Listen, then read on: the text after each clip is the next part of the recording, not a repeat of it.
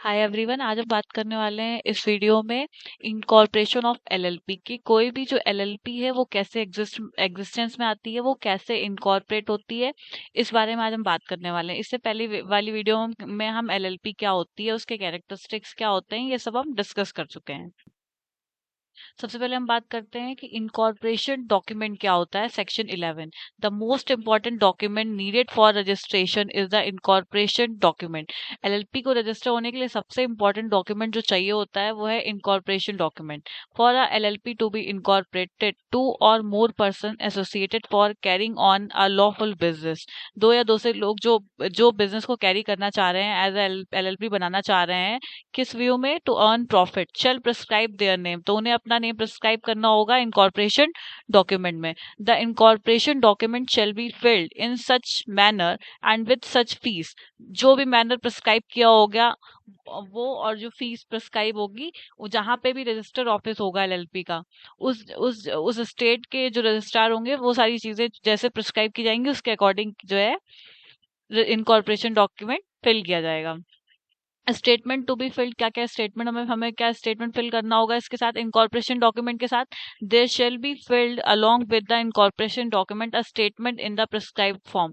एक स्टेटमेंट भी फिल करना होगा इनकॉर्पोरेशन डॉक्यूमेंट के साथ, made by either an advocate, और जो कौन बनाएगा, या तो कोई एडवोकेट बनाता है, या कोई कंपनी सेक्रेटरी बनाएगा, या फिर कोई चार्टेड अकाउंटेंट बनाएगा, और cost accountant who is engage in the formation of the LLP, जो कि इनकॉर्पोरेशन में इंगेज होगा एलएलपी के फॉर्मेशन में। ठीक है। और साथ में कौन होगा, by any one who prescribed his name to the incorporation document, और कोई एक पर्सन जिसने प्रिस्क्राइब किया अपना नेम डॉक्यूमेंट में, इनकॉर्पोरेशन डॉक्यूमेंट में, वो। तो कौन कौन करेगा, हमारा एडवोकेट हो गया, कंपनी सेक्रेटरी हो गया, सीए हो गया, कॉस्ट अकाउंटेंट हो गया, who is engage in the formation of LLP, और एक पर्सन जो जिसने प्रिस्क्राइब किया है, क्या कहते हैं, एलएलपी को। Then that all the requirements of this act, उसमें क्या हमें स्टेटमेंट फिल करना होगा कि जो all the requirements of this act, जो भी रिक्वायरमेंट थी इस एक्ट की, and the rules made thereunder have been complied with, कि जो सारे रूल्स हैं वो फॉलो किए गए in respect of incorporation and matters precedent and incidental thereto. आगे क्या बताया कि incorporation document shall be in a form as may be prescribe, जैसे प्रिस्क्राइब किया गया हो उस फॉर्म में होना चाहिए। State the name of the LLP, incorporation document में एलएलपी का नेम होना चाहिए। प्रपोज्ड बिजनेस क्या होगा एलएलपी का, वो होना चाहिए। State the address of the registered office of the LLP, LLP का रजिस्टर्ड ऑफिस कौन सा होगा। State the name and address of each of the partner of the persons who are to be partners of the LLP, जो भी partners होंगे incorporation के time पे, उनके नेम्स होने चाहिए, उनका एड्रेस होना चाहिए।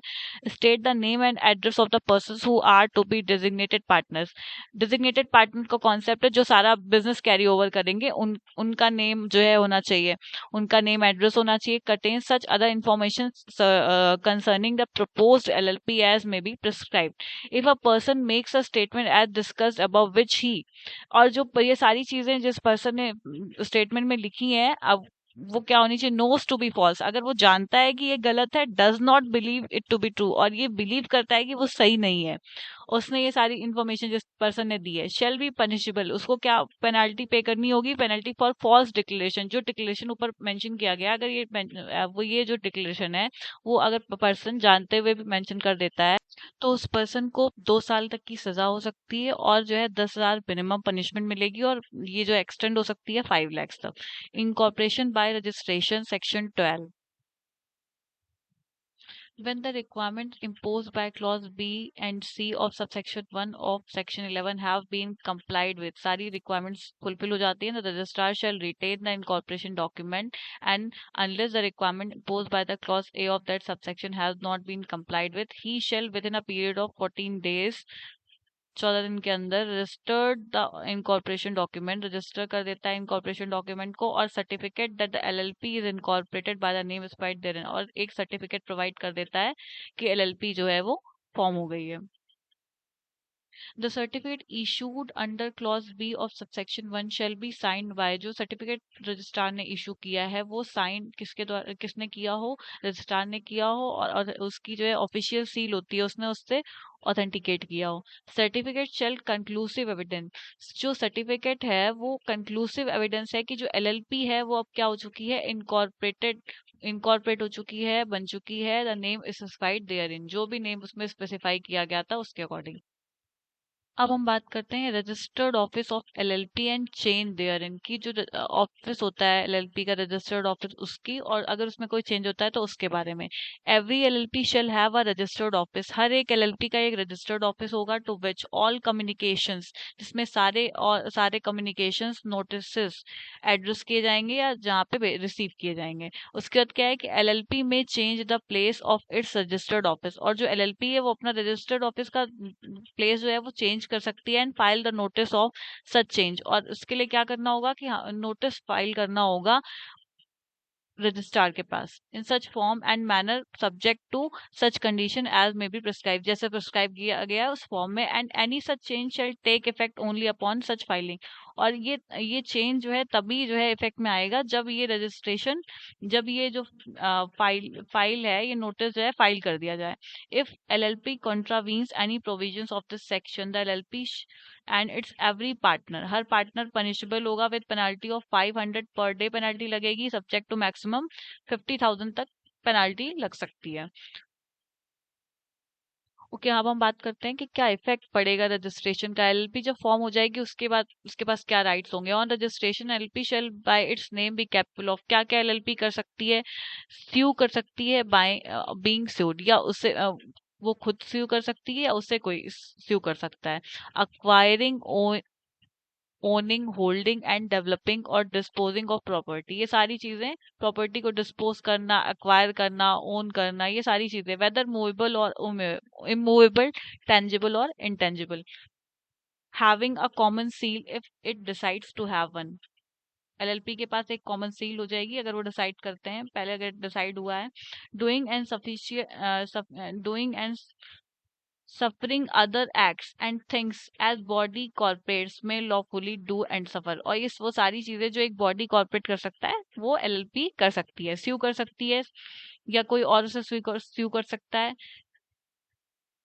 प्रॉपर्टी अपने नेम पे ले सकती है, कॉमन सील हो सकती है अगर डिसाइड हुआ है पहले से। Doing and suffering other acts, जो भी बॉडी कॉर्पोरेट कर सकते हैं वो सारी चीजें रजिस्ट्रेशन के बाद एलएलपी भी कर सकती है।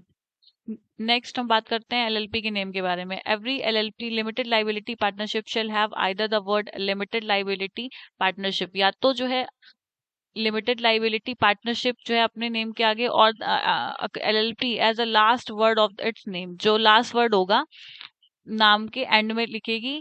No LLP shall be registered by name which in which open of the central government, और कोई भी एलएलपी इन नाम में इस नेम से रजिस्टर नहीं हो सकती अगर वो अनडिजायरेबल है, identical or too nearly resemblance to that of any other LLP, या बहुत अदर एलएलपी से मिलता जुलता है, और a company or registered trademark of any other person under the trademark act 1999।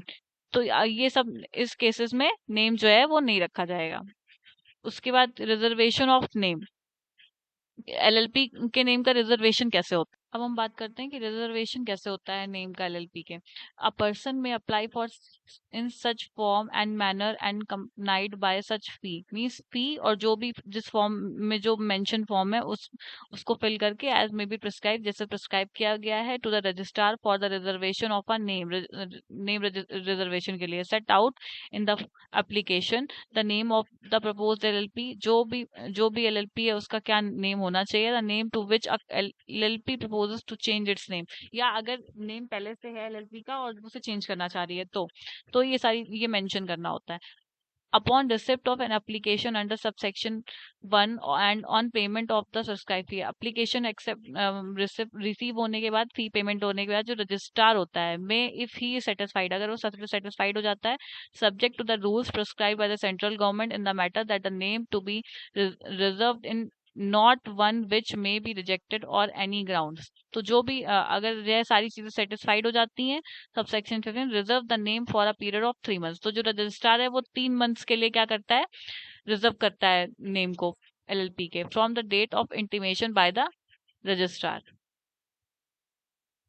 Okay, अब हम देख लेते हैं कि फिर से हम एक बार देख लेते हैं कि स्टेप्स क्या आते हैं हमारे एलएलपी के इनकॉर्पोरेशन के। स्टेप 1 क्या है? Reservation of the name of the LLP. Application applicant has to file e-form run LLP for ascertaining availability and reservation of the name of the LLP। सबसे पहले हम नेम रिजर्व करेंगे LLP का। Step 2 क्या होगा? File E form fill LIP for incorporating a new LLP contains the details of proposed LLP, details of partner, designated partners, और ये सारी डिटेल्स फिल करेंगे कंसेंट फॉर्म के साथ। स्टेप 3 क्या होगा?